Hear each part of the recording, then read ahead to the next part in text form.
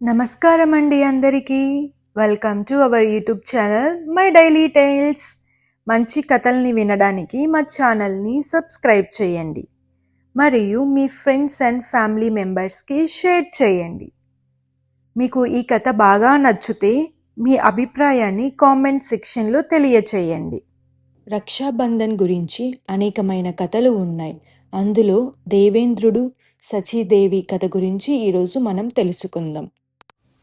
ప్రతి పండుగకు ఒక విశేషమైన ధార్మిక సంబంధము లేక మరో సంబంధము ప్రాచీనమైనదై ఉండి తీరుతుంది.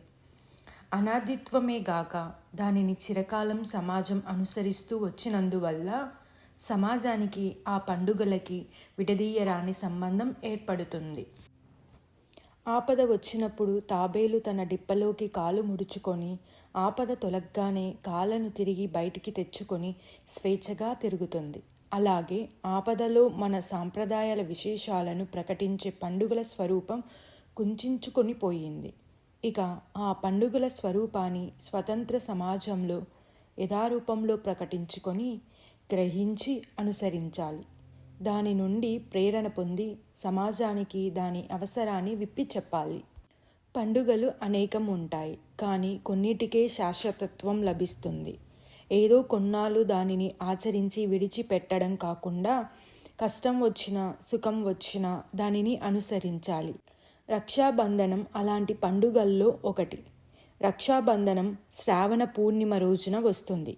ప్రాచీన కాలము నుండి ఈ శ్రావణ పూర్ణిమ విద్య అధ్యయనమునకు ప్రారంభ దినముగా పాటించబడుతుండేది.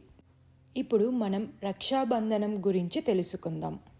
పూర్వం ఒకప్పుడు దేవదానవులకు 12 యుద్ధం జరిగింది. ఆ యుద్ధంలో ఇంద్రుడు ఓడిపోయినాడు. రాక్షసుల బాధలు ఒత్తిడిని భరించలేక అనుచరులతో పాటు అమరావతిలో తలదాచుకున్నాడు. రాక్షసరాజు ముల్లోకములు జయించి తనకు ఊడిగలు చెయ్యాలని ప్రకటించాడు. రాక్షసులు క్రమంగా అమరావతిని కూడా ఆక్రమించుకోవడానికి వచ్చారు. అప్పుడు ఇంద్రుడు బృహస్పతిని సమీపించి, ఆచార్య, మీరు బుద్ధివంతులు. రాక్షసులు అమరావతిని చుట్టుముట్టారు. ఇక లాభం లేదు. యుద్ధం చేసి మరణించడం శ్రేష్టం. దీవించండి అని నమస్కరించాడు. బృహస్పతికి దారి తోచలేదు.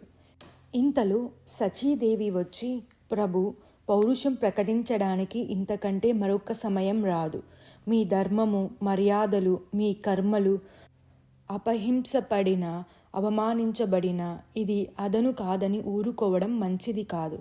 ఇంతగా అవమానానికి దహించుకుపోతున్న గుండెలు సెగలు రాకపోవడం పౌరుషానికి చిహ్నం కాదు.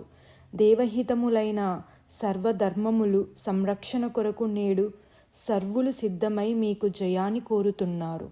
మీకు రక్ష కట్టి నిల్చుంటున్నా. ఇంద్రునికి రక్ష కట్టి ఇంద్ర విజయానికి పరమేశ్వరుని పూజించింది. దేవతలు అబల గోపాలము ఇంద్ర విజయ యాత్రను సమర్థించారు, అండగా నిలిచారు. ఇంద్రుడు రాక్షస సైన్యాన్ని ఎదిరించి రాక్షసులను జయించాడు. అలా తిరిగి త్రిలోకాధిపత్యాన్ని చేపట్టి దేవధర్మ దుందుబులను మ్రోగించాడు. నాటి నుండి ఈ పర్వదినం నాడు రక్షను కట్టుకునే ఆచారం ఏర్పడింది. ఆపదలో ఉన్న ఇంద్రునికి అలనాడు శశీదేవి రూపంలో సర్వదేవతల రక్ష కట్టి ఇంద్ర విజయానికి తోడ్పడినారు. దేవధర్మం సర్వశ్రేష్టమైనది. దేవగురువు బృహస్పతి సర్వశ్రేష్ఠుడైన బుద్ధిమంతుడే.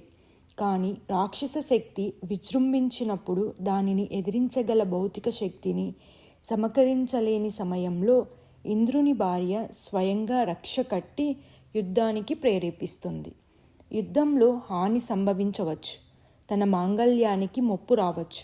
కానీ ధర్మం, కర్మలకు హాని సంభవించి దేవలోకంపై రాక్షస రాజ్యం ఏర్పడే విషమ సంధి ఏర్పడినప్పుడు స్వసుఖం విడిచి తన ధర్మాన్ని సచీదేవి నిర్భయంగా అనుసరించింది.